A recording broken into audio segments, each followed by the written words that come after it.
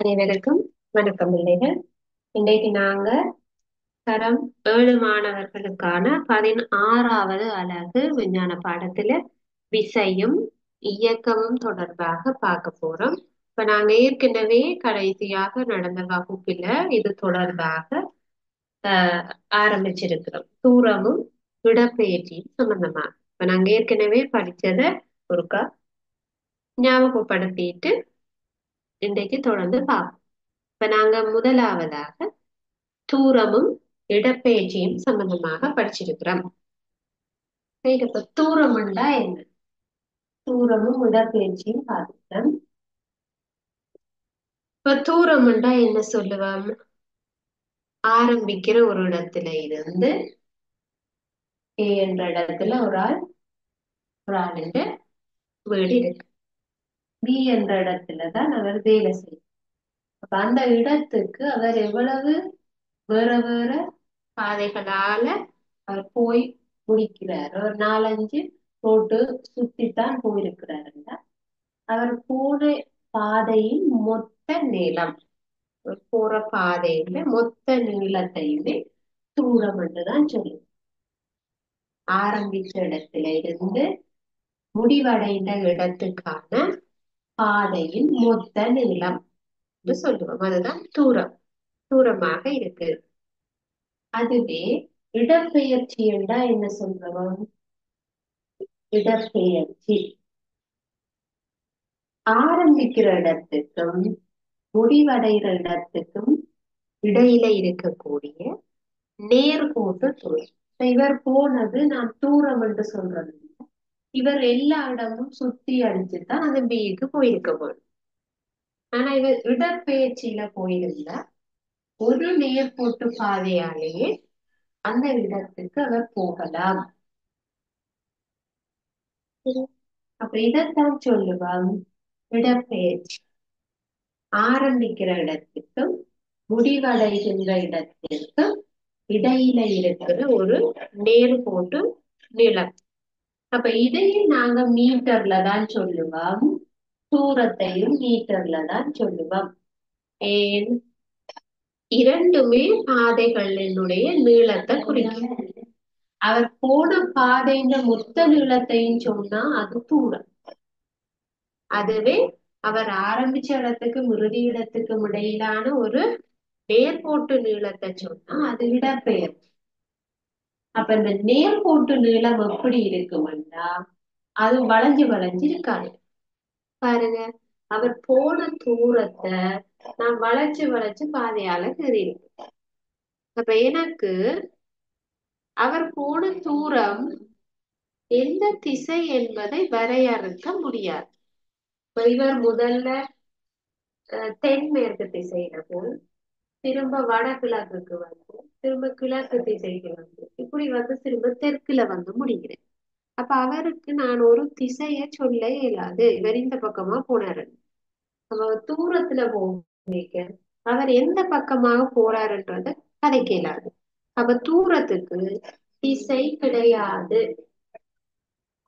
அதை தனிய மீட்டர்ல மட்டும்தான் சொல்லலாம். எவ்வளவு மீட்டர் அல்லது எவ்வளவு கிலோமீட்டர் அவர் போயிருக்க, அவ்வளவுதான் சொல்லணும். எந்த திசையில போனாருன்றத நான் சொல்ல இயலாது என்று அவர் எல்லா பக்கமும் போய்த்தான் போயிருப்பார். ஆனா இடப்பெயர்ச்சி சொல்லிக்கல எனக்கு சரியான நேர்கோடுன்றதுனால இந்த திசையை என்னால கண்டுபிடிக்க இயலும். சரியா? அப்ப இதுல ஏங்க வச்சு பார்த்தோம்னா நேர மேல இருப்பது வடக்கு. இது வடக்கு பக்கம். இப்ப எனக்கு இந்த பக்கம் வடக்குண்டா இந்த பக்கம் கிழக்கு. அப்ப வடக்குக்கும் கிழக்குக்கும் இடையாலதான் அவர் போயிருக்கிறாருண்டா அவர் போன திசை வடகிழக்கு என்று எடுப்பார். சரியா? அப்ப அவர் போறதுக்கு இது ரெண்டுக்கும் இடையில 4 கிலோமீட்டர் தான் தூரம் இருக்கு என்று எடுத்தால் அவர் சுத்தி போகைக்கு 20 கிலோமீட்டர் போனார். அவர் ஏல இருந்து பிக்கு போறதுக்கு இந்த சுத்தி போற பாதையால போனா இவருக்கு ஒரு 20 கிலோமீட்டர் பிடிக்கும். ஆனா அவர் ஏல இருந்து பிக்கு போற நேர்கோட்டு பாதைக்கு உண்மையா 4 கிலோமீட்டர் தான் தூரம் இருக்குது, இந்த நீளம் இருக்கு. அப்ப இப்ப நான் தூரம் எவ்வளவு என்கிற கேள்விக்கு என்ன சொல்ல வேணும்? அவர் போன தூரம் 20 கிலோமீட்டர். அவர் போன திசை எனக்கு தெரியாது. ஆகவே தூரம் என்பது அல்லது தூரம் எவ்வளவாக இருந்திருக்கும்? 20 கிலோமீட்டராக இருக்கும். 20 கிலோமீட்டராக இருந்திருக்கும். அவர் போன இடப்பெயர்ச்சி என்று கேட்டிருந்தால் 4 கிலோமீட்டராக இருக்கும். எந்த திசை என்பதை குறித்துக் கொள்ள வேண்டும். அப்ப எங்களுக்கு இல்ல இடப்பெயர்ச்சி என்பது நீங்க எழுதைக்குள்ள என்ன செய்ய வேண்டும்? 4 கிலோமீட்டர் என்று போட்டு அது வடகிழக்கு என்று சொல்றோம். வடகிழக்கு. இதுதான் ரெண்டுக்கும் இடையில இருக்கக்கூடிய ஒரு சின்ன வித்தியாசம். தூரத்துக்கும் கிலோமீட்டர், இடப்பெயர்ச்சிக்கும் கிலோமீட்டர் ரெண்டுக்கும் இடையில என்ன வித்தியாசம் என்று தெரியாது. அப்ப தூரம் என்றா திசை இருக்காது, இடப்பெயர்ச்சி என்றா திசை இருக்கும்ன்றது ஒரு வித்தியாசம். நீங்கள் அதை நோட் பண்ணிக்கொள்ளுங்க. அப்ப இந்த உதாரணத்தை ஒருக்கா நோட் பண்ணிக்கொள்ளுங்க. தொடர்ச்சி தான் நாங்க பார்க்க இருக்கு. இப்ப நாங்க ஏற்கனவே ஆரம்பிச்சதுல தூரம் என்றா என்ன, இடப்பெயர்ச்சி என்றா என்ன, அதுல என்ன மாதிரியான கணக்கு உங்களுக்கு வரும்? சின்ன சின்ன கணித்தல்கள். தூரம் எவ்வளவு, இடப்பெயர்ச்சி எவ்வளவு.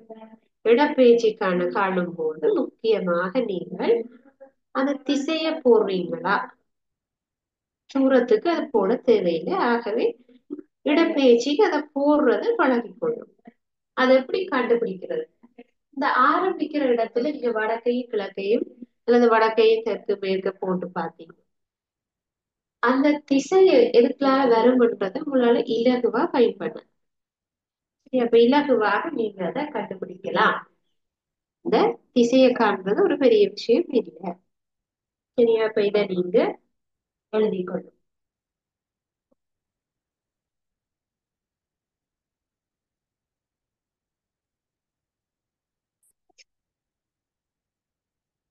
உங்களுக்கு இது தெரியுமாக இருந்தால் உங்களோட பாட புத்தகத்துல ஒரு பயிற்சி இருக்கு. 102வது பக்கத்துல சிறுவன் ஒருவன் வீட்டிலிருந்து நீர்த்தேக்கம் வரை பயணிக்கக்கூடிய பாதை தந்திருக்கு. அதோட தூரம் என்ன? சிறுவன் இடப்பெயர்ச்சி என்ன? அதே போலதான் வாகனத்துல பி என்ற நகர்ல இருந்து கியூ வழியாக ஆர் வரைக்கும் சென்ற ஒரு மனிதன் வரைபடம் இருக்குது. அதுல பயணித்த முழு தூரம் என்று இடப்பெயர்ச்சி என்று வினாக்கள் இருக்கு. 102, 103ஆம் பக்கத்துல இருக்கு. உங்களோட பிராக்டிஸுக்காக நீங்க ஒரு தடவை அந்த கேள்விகளை எழுதி செய்யுங்க. கையால எழுதி செய்யுங்க. அதை நீங்க ஹோம்ஒர்க்கா வீட்டுல செய்து கொள்ளுங்க. அடுத்ததாக நாங்கள் இன்று பார்க்க இருப்பது விசை தொடர்பாக. சரியா? நாங்க இந்த பாடத்தின் ஹெடிங் உங்களுக்கு தெரியும். விசையும் இயக்கமும் தொடர்பாக பார்க்க வேண்டும். நாங்க ஏற்கனவே இயக்கம் சம்பந்தமாக ஆரம்பிச்சுட்டோம். ஒரு ஆள் இயங்கினா அவருக்கு தூரம், இடப்பெயர்ச்சி எப்படி பார்க்கணும். அடுத்ததாக நாங்க விசை சம்பந்தமாகத்தான் பார்க்க இருக்கு. இன்னைக்கு நாங்க விசை சம்பந்தம். அப்ப விசை என்றா என்ன? விசையை யார் கண்டுபிடிச்சது? விசைக்குரிய அலகு என்ன? இந்த மாதிரி விசை சம்பந்தமான அடிப்படை விடயங்களை பற்றி பார்ப்போம். இப்ப ஒரு நாள்ல நாங்க செய்யற சில வேலைகளை பத்தி யோசிச்சு பாருங்க. மேசையோட தள்ளுறோம், அல்லது மேசைய இழுக்கிறோம், சைக்கிள் ஓடுறோம், அல்லது மைதானத்துல விளையாடுறோம், பொருளோட தூக்குறோம், கிணத்துல தண்ணி அள்ளுவோம், தண்ணி தெப்பத்திலிருந்து தண்ணி எடுப்போம், பந்தடிப்போம், பேனாவால எழுதுறோம், அழிக்கிறோம், பிரேக் போடுவோம் சைக்கிளுக்கு, சரியா, பல் விளக்குறோம். இந்த மாதிரி நாங்கள் செய்யக்கூடிய ஒவ்வொரு செயற்பாட்டிலையுமே விசை காணப்படுவது. அது எங்களுக்கு தெரியாது. இப்போ ஒரு மேசை இருக்குதுன்னா அது அப்படியே இருக்கு. அதுல எந்த ஒரு விசையும் தள்ளப்படாத வரைக்கும் அந்த மேசை அசையாது. ஆனா நீங்க பிடிச்ச அந்த மேசைய தள்ளும் போது அது அசைகிறது. அப்ப நீங்க என்ன செய்யறதுனால அது அசையுது? அல்லது நீங்க எதை கொடுத்து அதை அசைக்கிறீர்கள்? யோசிச்சு பாருங்க. சும்மா இருக்கிற மேசை சும்மாவே இருக்கும். ஆனா நீங்கள் தள்ளும் போது அந்த தள்ளுதல் தான் விசை. ஒரு விசையை கொடுக்கும் போது அது அசைக்கிறது. கொஞ்சம் தள்ளி போகும். அல்லது சைக்கிள் எப்படி ஓடுது? நீங்கள் பெடல்ல காலால ஒரு விசை ஒன்றை பிரயோகிக்க வேணும், தள்ள வேணும் அமர்த்தி. உங்களுடைய உடல்ல இருந்து அந்த சக்தியால ஒரு விசைய நீங்க வழங்க வேணும். அப்பதான் சைக்கிள் ஓடும். அதாவது இயங்க வைக்க இயலும். ஒரு பொருளை சும்மா ஓய்வுல இருக்கிறதுன்னா அதுக்கு எந்த ஒரு விசையும் தாக்கையிலன்னு அர்த்தம். இப்ப மேசையில புத்தகம் இருக்குதுன்னா அந்த புத்தகத்துல எந்த ஒரு விசையும் தோழிப்படையிலன்னு அது அப்படியே இருக்கு. இல்ல நீங்க அந்த புத்தகத்தை தூக்கி கொண்டே வேற இடத்துல வச்சா நீங்க என்ன செய்யறீங்க? ஒரு விசைய கொடுத்து அதை எடுத்துட்டு போயிருக்கிறீங்க. இல்லாட்டி நீங்க விசை ஒன்றும் பிரயோகிக்கலைன்னா அது அப்படியே தான் இருந்திருக்கும். அப்ப இப்ப விசை என்றா என்ன சொல்ல போறோம்டா? இழுக்கிறது அல்லது தள்ளுறது எதுவா இருந்தாலும் அது விசைதான். பொருள் ஒன்றின் மீது நீங்க இழுக்கிறதாக இருக்கலாம் அல்லது தள்ளுறதாக இருக்கலாம். ரெண்டுமே விசைதான். இப்ப கார் ஒன்றை பிடிச்சு தள்ளுறது, அந்த தள்ளுறது தான் விசை. சரி, அல்லது கதவை பிடிச்சு இழுக்கிறோம், இழுத்தாதான் துறக்கும். இல்லாட்டி கதவை என்ன செய்யும்?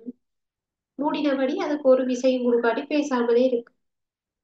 நீங்கள் கதவை பிடித்து இழுக்கும் போது நீங்க ஒரு விசைய கொடுத்து இழுக்கிறீங்க திறக்கிறதுக்காக. அதனாலதான் என்ன செய்யுது? கதவு திறக்கு. சரியா? அப்ப இன்றைக்கு தலையங்கம் போட்டுக்கொள்ளுங்க. விசை. விசை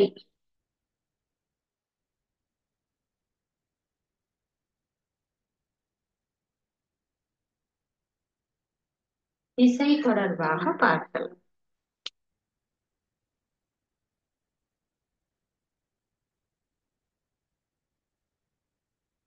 விசை என்று தலையங்கம் போட்டுக்கொள்ளும்.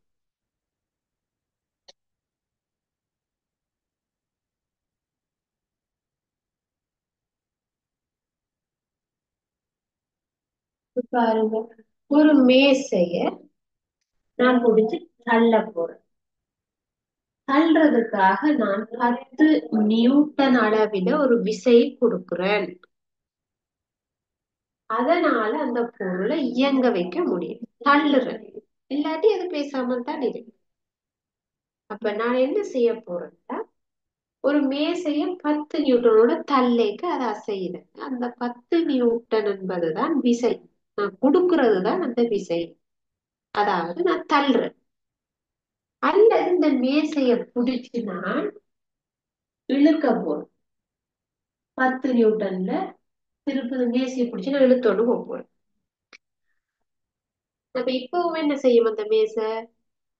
என்னோட இழுபட்டு கொண்டு வரும். இப்ப நீங்க இழுக்காட்டி அது வராது. அல்லது நீங்க தள்ளாட்டிக்கு அது ஒன்றும் செய்யாது, அது பேசாம இருக்கு. அப்ப விசையை பிரயோகிச்சு நான் என்ன செய்யறேன்? ஒரு பொருள்ல ஒரு இயக்கத்தை ஏற்படுத்துறேன், இயங்க செய்கிறேன். அப்ப விசை என்றால் என்ன என்கிற கேள்விக்கு நாங்க என்ன சொல்றோம்? ஒரு பொருள் ஒன்றின் மீது பொருள் ஒன்றின்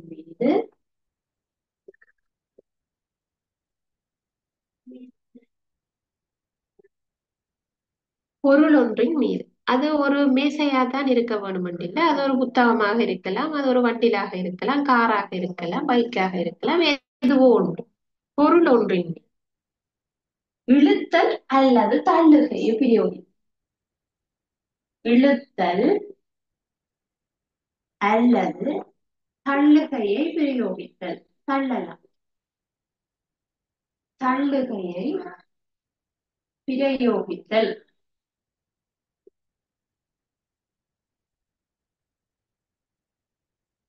இழுத்தல் அல்லது தள்ளுகையை பிரயோகித்தல் தான் விசை. அப்ப சுருக்கமாக விசை என்றால் என்ன என்று கேட்டா இழுத்தல் அல்லது தள்ளுதல் நாங்க சுருக்கமா சொல்லுவோம். இது ரெண்டுமே விசைதான். எந்த பொருளா இருந்தாலும் இதைத்தான் செய்யும். மேசையோட தள்ள போறோம்னா அது தள்ளுகை. பையோட உயர்த்த போறோம்னா இழுவை. கிணத்துல இருந்து நீர் அள்ளுறோம்னா இழுக்கிறோம். கப்பி இதை பிடிச்சு இழுக்கிறோம். அல்லது சைக்கிள் உண்ட செலுத்த போறோம்னா தள்ள போடும். காலால அந்த மிதி பலகைய தள்ள போடும். சரி, அந்த மாதிரி நாங்கள் எந்த செயற்பாடு செய்வதாக இருந்தாலும் இந்த ஒவ்வொரு செயற்பாட்டிலையும் நாங்க என்ன செய்யறோம்னு யோசிச்சு பார்த்தா ஒன்று இழுப்பம் அல்லது தள்ளும். சரியா? அப்ப விசை என்றால் என்ன? பொருள் ஒன்றின் மீது இழுத்தல் அல்லது தள்ளுகையை பிரயோகிக்கிறது தான் விசை என்று சொல்லுவோம். சரியா? ரைட். அப்ப விசை என்றால் என்ன என்றதுக்குரிய ஒரு அடிப்படையான விளக்கம் வந்திருக்கு. அடுத்ததாக விசையை எப்படி அளக்குறதுன்னு பார்ப்போம். இப்ப நான் இதுல சொல்லி இருக்கிறேன், நான் 10 நியூட்டன்ல இழுக்க போறேன். நான் என்னன்னு சொல்றேன்? 10 நியூட்டனை கொடுத்து தான் இழுத்தா இது வருமென்று எனக்கு என்னன்னு தெரியும்? நான் அதை எப்படி அளந்திருப்பேன்? 10 நியூட்டன் முதல் என்னண்டா என்னது முதல்? அப்ப எப்படி உங்களுக்கு என்னன்ற கேள்வி வர வேணும். நான் விசை என்று சொல்லிட்டு அதை ஏன் 10 நியூட்டன்ல சொல்றேன்? எப்படி அளந்திருப்பேன் விசையை அளக்கிறது? அப்ப விசையை அளக்கிறதுக்கு நாங்க எதை யூஸ் பண்ணலாம்னு கேட்டீங்கன்னா நியூட்டன் தராசு. அதுக்கு பெயர் நியூட்டன் தராசு. நியூட்டன் தராசு. நியூட்டன் தராசுன்னு சொல்லுவோம். இதுல வார நியூட்டனுக்கு வார எண் தான் இங்க அழகாக எண் என்று போடப்படும். அலகுண்டா என்ன? இப்ப நான் தூரம் போடைக்க சொல்லியிருப்பேன் 4 கிலோமீட்டர். அப்ப கிலோமீட்டர்ன்றது என்னது? அலகு. எதுண்ட அலகு? அது தூரத்துண்ட அலகு. அப்ப விசையை நான் அளந்து சொல்றேன்னா எப்படி சொல்லலாம்? அது நியூட்டன் என்ற அலகுல சொல்லப்படும். நான் ஒரு திணிவ அலகேக்க எப்படி சொல்லுவேன்? 5 கிலோ, 10 கிலோ, 15 கிலோ அல்லது கிராம் கணக்குல சொல்லலாம். அல்லது அதையும் விட குறைவா மில்லி கிராம்ல சொல்லலாம். அந்த gram, milligram, kilogram, ton, metric ton, metre, kilometre, centimetre, millimetre, litre இப்படி சொல்றது எல்லாமே அலகு என்று சொல்லுவோம். தெரியும் தானே? அதே மாதிரி தான் நான் இந்த இழுக்கிறதையோ அல்லது தள்ளுறதையோ அளந்து சொல்லிருக்கல அதை நான் நியூட்டன்ல சொல்ல போறேன். அது ஏன் நியூட்டன் என்று வருதுன்னா அது நியூட்டன் என்றவர் தான் அந்த விசைய கண்டுபிடிச்சாருன்றது காரணம். இப்ப நியூட்டன்ற கதை உங்களுக்கு எல்லாருக்கும் ஏற்கனவே தெரிஞ்சிருக்குமோ தெரியல. நியூட்டன் என்பவர் ஒரு விஞ்ஞானி. அவர் ஒரு விஞ்ஞானியாக இருந்தார். நிறைய விஷயங்களை கண்டுபிடிச்சிருக்கிற அவர்தான் இந்த விசைய முதலா கண்டுபிடித்தார்னு சொல்லப்படுது. அவர் எப்படி கண்டுபிடித்தார்? அவர் ஒரு ஆப்பிள் மரத்துக்கு கீழே இருந்து யோசிச்சு கொண்டிருக்க அவருடைய தலையில ஒரு ஆப்பிள் விழுந்தது. அப்ப அவர் என்ன யோசித்தாருண்டா, ஏன் அந்த ஆப்பிள் மரத்துல இருந்து பழம் கீழே விழுகுது? அந்த ஆப்பிள் மரத்துல இருந்து விழுந்த பழத்தை இவர் மேல தூக்கி எறிஞ்சு பார்க்க அது திரும்பவும் கீழே வருது. அப்ப அவர் என்ன சொல்றாருன்னா, நாங்க எந்த பொருளை தூக்கி மேல போட்டாலும் அது என்ன செய்யுது? உடனடியாக அது பூமியை நோக்கி கீழே தான் வருது. அப்ப இந்த பூமி எல்லாவற்றையும் பிடிச்சு இழுக்குது. அந்த இழுவைய தான் அவர் விசை என்று சொல்றார். இழுக்கிற விசை அது அவர் புவி ஈர்ப்பு விசை என்று சொல்லி இருக்கிறார். புவி ஈர்ப்பு விசை. புவி ஈர்க்கிறது. அதை கண்டுபிடிச்சது யாரு? நியூட்டன்.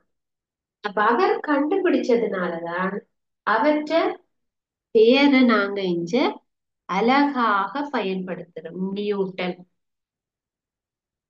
அதே மாதிரி அதை அளக்கிறதுக்கான அந்த உபகரணத்தை நியூட்டன் தராசு என்று சொல்லும். நியூட்டன் தராசு ஆய்வு கூடங்கள்ல இருக்க சில பேர் பார்த்திருப்பீங்கள், சில பேர் பார்த்திருக்க வாய்ப்பு. தராசு மாதிரி இருக்க, இதுல ஒரு கொழுக்கி இருக்கும்.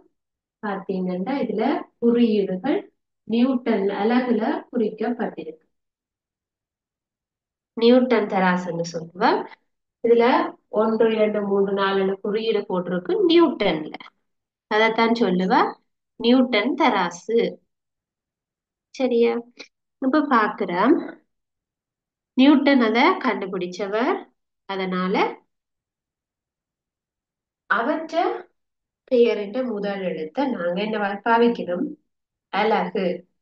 அப்ப விசைக்குரிய அலகு ஞாபகம் வச்சிருக்க வேணும், நியூட்டன். விசையினுடைய அலகு நியூட்டன். அழகாக நியூட்டனை சொல்லலாம். சரியா? நியூட்டன் என்று சொல்லுவோம். அதுதான் சர்வதேச அலகு. விசை என்றா என்ன? இழுத்தல் அல்லது தள்ளுகையை பிரயோகித்தல். விசையை அளக்கிறதுக்கு ஆய்வு கூடத்தில் எதை பயன்படுத்துகின்றோம்? நியூட்டன் தராசு. விசையினுடைய அலகு என்ன? என் கேபிட்டல்ல என், சர்வதேச அலகு என்று சொல்லு. சரியா? அப்ப இதை எப்படி நாங்க விசையை அளந்து கொள்ளலாம்? அந்த வித்தராசுல இந்த இதுல இருக்கிற கொழுக்கில இதுல போட்டுட்டு ஒரு ஆணி ஏதாவது போட்டு கொழுவிட்டு பிடிச்ச இழுக்கைக்குள்ள இந்த அளவீடு எத்தனை நியூட்டனை காட்டணும், அதுதான் விசை. அப்படித்தான் நாங்க என்ன செய்யலாம்? அளந்து எழுதி கொள்ளலாம். சரியா? அப்ப நாங்கள் எப்படி அளக்குறதுன்றத ஆய்வு கூடத்துல இதை நீங்க இந்த தராச வேண்டி இதுல சில வேளை ஒரு கல்லை கட்டி தொங்க விட்டீங்கன்னா அது எத்தனை நியூட்டன் என்று காட்டு. அப்படித்தான் அளக்குறது. சரியா? அப்ப விசைய எப்படி அளக்குறது என்று சொல்லி பார்த்துட்டேன். விசை என்றா என்ன, எதால அளக்குறது, எப்படி அளக்குறது, அதோட அலகு. அளக்குறது வேற, அலகு வேற. அளக்குறதுன்னா அளந்து காட்டுறது, அலகுன்னா அதுக்கு பின்னால போடுறது. அளந்தெடுத்ததுக்கு பிறகு போடுறதுதான் அதனுடைய யூனிட், அலகு. சரியா? ரைட். அடுத்ததாக நாங்க பார்க்க வேண்டிய விஷயம், இந்த திணிவுக்கும் நிறைக்கும் இடையில என்ன வித்தியாசம்? இப்ப நான் எத்தனை கிலோ என்று கேட்டால் நான் 50 கிலோ. ஆகவே நான் 50 கிலோகிராம் திணிவு என்று சொல்லலாம்.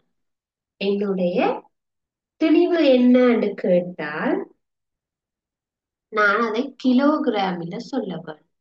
என்னுடைய திணிவு 50 கிலோகிராம். இப்ப என்னட்ட உங்களுடைய நிறை என்ன? நிறை என்னன்னு கேட்டா நிறைய பேர் பிழையாக சொல்லுவது 50 கிலோ. நான் உங்களோட நிறை என்ன என்று கேட்டா 50 கிலோ, அது பிழை. நிறை என்று சொல்லிக்குள்ள நாங்கள் நியூட்டன்ல சொல்லணும். இனிமேல் கட்டாயமாக உங்களுக்கு ஞாபகம் வைத்துக் கொள்ள வேண்டிய ஒரு விடயம், நிறை வேறு, திணிவு வேறு. நிறை என்றா வேறு, திணிவண்டா வேறு. ரெண்டுமே வேறு வேறு அர்த்தம். சரியா? நிறை, திணிவு. இப்ப நான் 50 கிலோகிராம் என்பது திணிவை சொல்றேன், என்னுடைய திணிவு. என்னுடைய நிறை சொல்லேக்க அத 10ஆல பெருக்கி நான் சொல்ல போறேன். அப்ப 50 நான் 10ஆல பெருக்கினால் 50 தர 10 எத்தனை? 2 சைபர் 4 5 500 நியூட்டன். இதுதான் நிறை. அப்ப நிறை என்னது? 500 நியூட்டன். பாருங்க, ரெண்டும் வேற வேறையா வரும். அப்ப நாங்க தெளிவு, நீங்க நிறை சொல்லுங்கட்டா 50 கிலோன்னு சொன்னா சரியா? அதுக்குள்ள என்னுடைய நிறை 500 நியூட்டன். என்னுடைய நிறை 500 நியூட்டன். ஆகவே எனக்கு தெரியும் என்னது? நிறை என்றது வேற, திணிவன்றது வேற. இப்ப ஒரு பிள்ளை 10 கிலோ நிறை உடையதாக இருக்கிறது. 10 கிலோகிராம் திணிவுடையதாக இருக்கிறது வைத்து 10 கிலோகிராம் திணிவுடையதாக இருக்கிறது அந்த பிள்ளை. அப்ப அதனுடைய நிறை என்னவாக இருக்கும் என்றால் 10 கிலோவை 10ஆல பெருக்க வேண்டும். அந்த 10 என்பதுதான் பிள்ளைய நியூட்டன் கண்டுபிடிச்ச புவி ஈர்ப்பு. பூமியங்களை பிடிச்சு வச்சிருக்கிற ஈர்ப்பு விசை 10. அந்த 10ஆல பெருக்கினால்தான் என்னுடைய நிறை. 6 இருந்தாலும் 10ஆல பெருக்கும். 10ஆல பெருக்கிறது ஈஸி தானே பிள்ளை? பின்னால ஒரு சைவர் சேரும். நீங்க குடுக்குற துணியோட பின்னால ஒரு சைவர் சேர்த்தா சரிதானே? 10ஓட 10 கிலோவோட 10 5 10 100 நியூட்டன். முறை சொல்லியிருக்கேன், நியூட்டன்ல கொடுத்தா சரி. அதுவே ஒரு 25 கிலோகிராம் நிறையுடைய துணிவுடைய ஒரு மனிதன் நிறை கேட்டா 25 கிலோவை என்ன செய்ய வேணும்? அதே 10ஆல பெருக்க வேணும். பெருக்கினா ஒரு சைவர் கூடும். 25ஓட ஒரு சைவர் 25ஓட ஒரு சைவர் நியூட்டன், 250 நியூட்டன். இது ஒரு இலகுவான கணக்கு.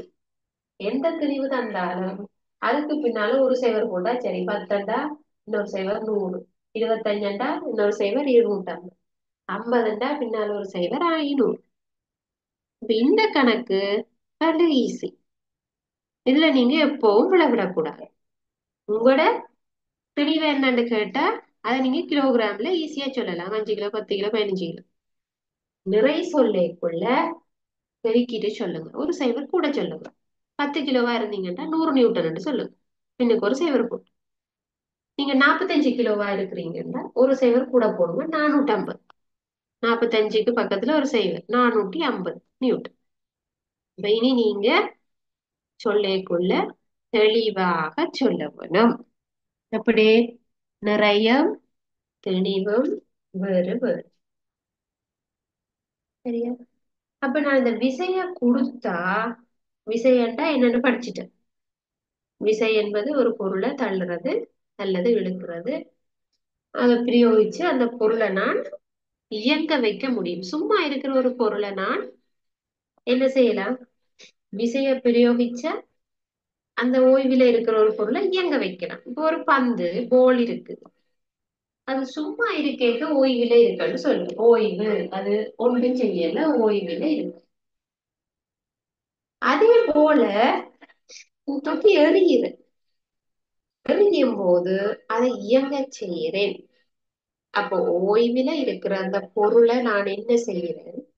இயங்க செய்கிறேன். அப்ப விசையை பிரயோகிப்பதன் மூலம் சும்மா இருக்கிற ஒரு பொருளை இயங்க செய்யலாம். விசையை கொடுத்து என்ன செய்யலாம்? அது ஓய்வாக இருக்கேக்க அதை நான் இயங்க செய்ய முடியும். விசையை பிரயோகித்து ஒரு பொருளை இயங்க செய்யலாம். அல்லது விசையை பிரயோகிச்சு என்ன செய்யலாம்? இயங்கும் பொருள் என்ற வேகத்தை மாத்தலாம். இப்ப நான் சைக்கிள் ஓடிக்கொண்டு இருக்கிறேன், எனக்கு இன்னும் ஃபாஸ்டா போகும். அப்ப என்ன செய்வேன்? இன்னும் வேகமாக சில உலக்குவேன். அப்ப வேகத்தை நான் மாற்றுவேன். அப்ப ஒரு இயங்குற பொருள்கிட்ட சைக்கிள் வேலை செய்து கொண்டிருக்கு, இன்னும் வேகமாக உணர்த்தி அதன் வேகத்தை என்னால் மாற்ற முடியும். இப்ப இயங்குற பொருளின் வேகத்தை என்னால கதிய மாத்தலாம்.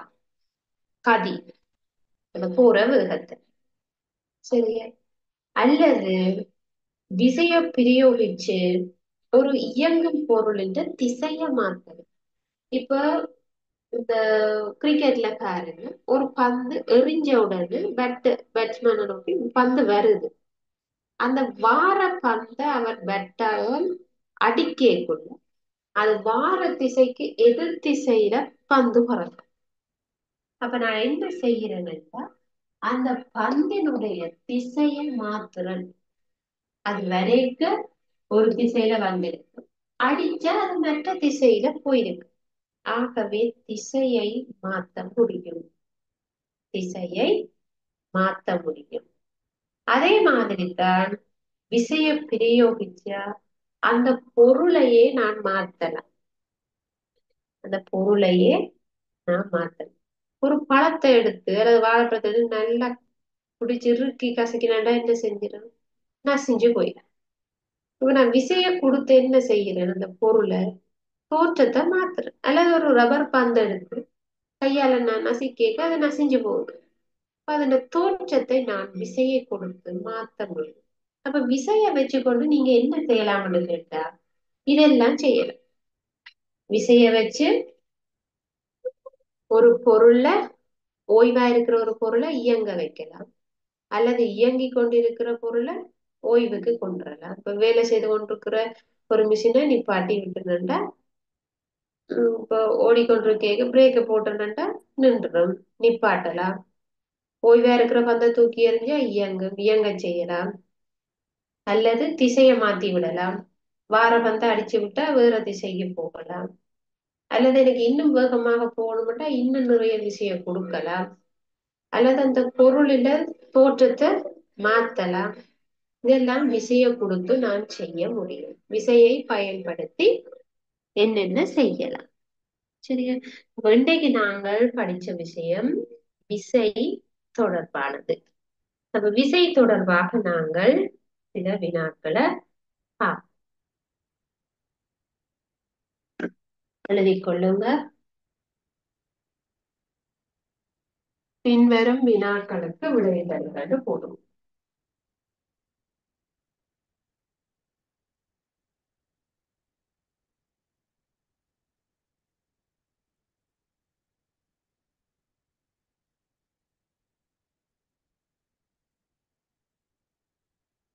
முதலாவது வினா, விசை என்றால் என்ன?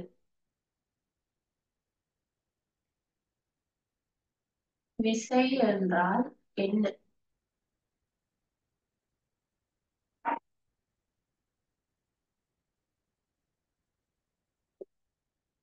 விசையை அளக்கும் அலகு எது? விசையை அளக்கும் அலகு எது? ஆய்வு கூடங்களில் விசையை அளக்கும் உபகரணம் இது.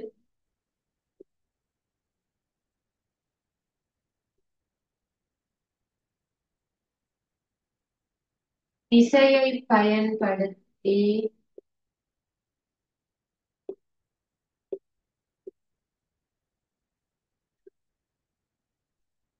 நாம் என்ன செய்யலாம்?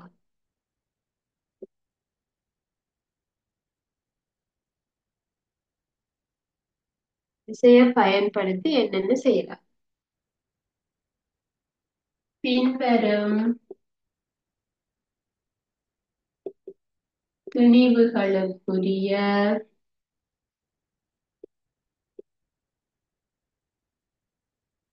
நிறையை எழுது.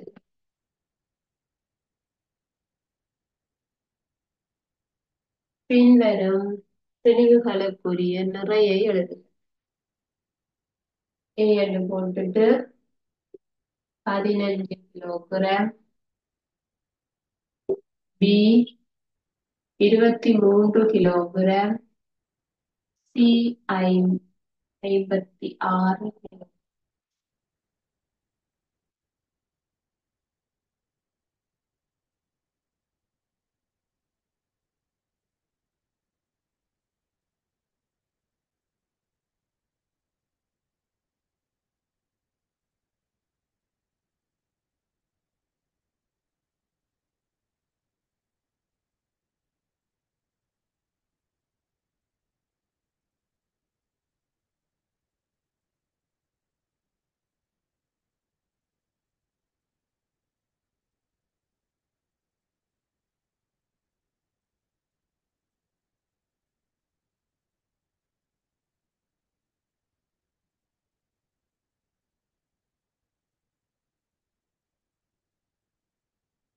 வினாக்களுக்குரிய விடைகளுக்கு நீங்களாக விடை எழுத முயற்சி செய்யும்.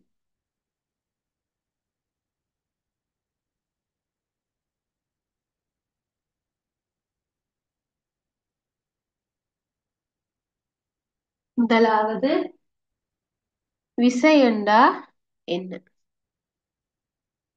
விசை என்றா என்ன? இழுத்தல் அல்லது தள்ளுதல்.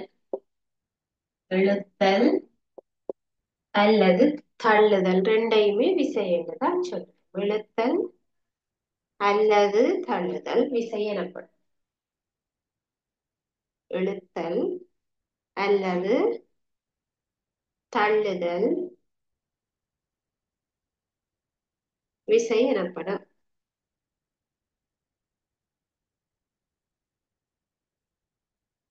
இழுத்தல் அல்லது தள்ளுதல் விசை எனப்படும். இழுத்தல் அல்லது தள்ளுதல் விசை எனப்படும். விசையை அளக்கின்ற அலகு இரண்டாவது நியூட்டன். நியூட்டன் கேபிட்டல் எண்ணில போடுங்க, அல்லது நியூட்டன் எழுதுங்க. நியூட்டன் நியூட்டன் என்று போட்டாலும் கேபிட்டல் என் சர்வதேச அலகு. சரியா? மூன்றாவது, ஆய்வுக்கூடத்தில் விசையை அளக்க பயன்படுத்துகின்ற உபகரணம் நியூட்டன் தராசு. நியூட்டன் தராசு அவர் கண்டுபிடிச்சதுனால அவர்கிட்ட பேரோட வருது நியூட்டன் தராசு.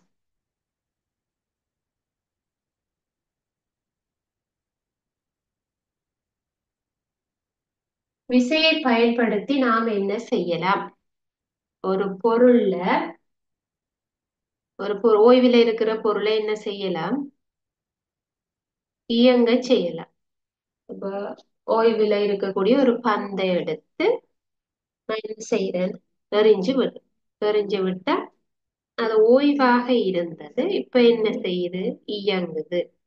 அப்போ ஓய்வில் உள்ள பொருளை இயங்க செய்யலாம். ஓய்வில் உள்ள பொருள் ஒன்றை இயங்க செய்யலாம். அதே மாதிரி இயங்குகின்ற பொருளை ஓய்வுக்கு கொண்டு வரலாம். இப்போ ஒரு பந்து, அடிக்கப்பட்ட பந்து வரைக்குள்ள அதை நான் கச் பண்ணிட்டேன். இப்ப என்ன செய்யறேன்? அதை நான் ஓய்வுக்கு கொண்டு வந்துட்டேன். அல்லது நான் சைக்கிள் ஓடிக்கொண்டிருக்கிறேன், எனக்கு நிப்பாட்ட வரும், பிரேக் போடுறேன், நிறுத்துறேன். அப்ப இயங்குற பொருளை நிப்பாட்டலாம். இப்ப முதலாவது சொன்ன நான் ஓய்வில இருந்தா இயங்க வைக்கலாம், அல்லது இயங்கி கொண்டிருந்தா அதை நிறுத்தலாம், ஓய்வுக்கு கொண்டு வரலாம். அதே மாதிரி மூன்றாவது, இயங்கும் பொருளின் வேகத்தை கதிய மாத்தல். எனக்கு இன்னும் கொஞ்சம் ஸ்பீடா போகணும்னா நான் வேகமா உள்ள. சரியா? அப்ப அத விசையை கொடுத்து மாத்தலாம். அதுவே பாருங்க, இப்ப பைக்ல போகைக்கு நான் இன்னும் ஃபாஸ்டா போகணும்னா இன்னும் எக்ஸலேட் பண்ணும். அந்த எக்ஸலேட் என்பது ஆர் முடுக்குன்ற விசை என்று சொல்லும். நீ மேல போக போக அது தொடர்பா படிப்பீங்க. அப்ப நான் இயங்கும் பொருளினுடைய கதியை மாற்றலாம். இயங்கும் பொருளினுடைய கதியை மாற்றலாம். இயங்கும் பொருளின் கதி, கதி என்றா கிட்டத்தட்ட வேகம் மாதிரி, ஸ்பீட மாத்தலாம்.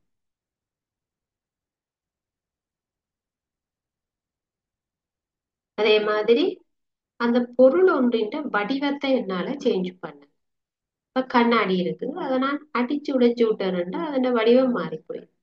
நான் கொடுத்த விசையினால அதோட வடிவம் மாறும். அப்ப பொருளினுடைய வடிவத்தை மாத்தலாம். பொருளினுடைய வடிவத்தை நான் சேஞ்ச் பண்ணலாம். அதுவும் ஒரு மாற்றம். சரியா? ரைட். இப்ப அதை நான் பொருளை பயன்படுத்தி அதனுடைய மாற்றம் என்ன விசைய கொடுத்து அதுல என்ன மாற்றம் நடக்கும் என்று எழுதிக்கொள்ளும். அஞ்சாவது, பின்வரும் திணிவுகளுக்குரிய நிறை. நிறை என்றா உங்களுக்கு தெரியும், 10ஆல பெருக்கிட்டு போட்டீங்கன்னா சரி. 10ஆல பெருக்கினா இதுக்கு ஒரு சைவர் கூடும் 150 நியூட்டன். 23 ஒரு சைவர் சேரும் 230 நியூட்டன் கட்டாயம் போடணும். ஏன் நான் நியூட்டன் கட்டாயம் போடணும்னா அதுதான் நிறையண்டு காட்டு. கிலோகிராம்ல இருந்தா தான் அது திணிவண்டு காட்டும். ஆகவே ஒரு சைவர் சேர்த்துட்டு அப்படியே விட்டா பிழை. இப்ப நீங்க நிறையண்டு கேட்க 150 எழுதி இருந்தா பிழை. 150 நியூட்டன். இப்ப பாருங்க, அது 15 கிலோகிராம். கிலோகிராம் போட்டுத்தானே இருக்கு. அப்ப நீங்களும் நியூட்டனை போட்டே இருக்க போய். அதே மாதிரி 23 கிலோகிராம் என்பது 230 நியூட்டன்.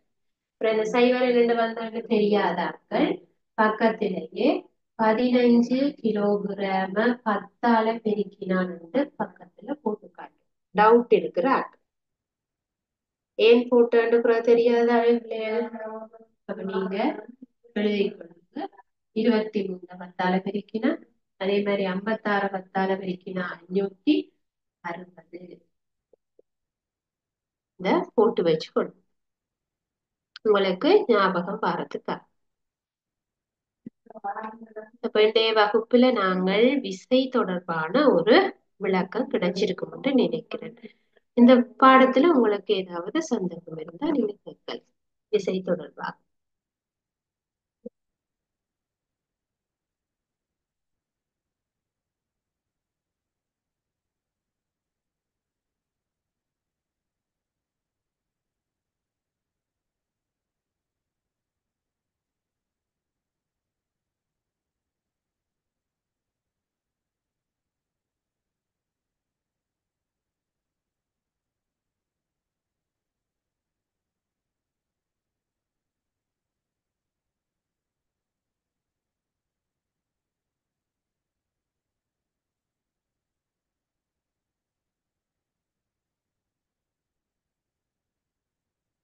உங்களுக்கு எந்த சந்தேகங்களும் இல்லை என்றால் நாங்கள் இன்றைய வகுப்பை இதோட நிறைவு செய்து கொள்ளவா.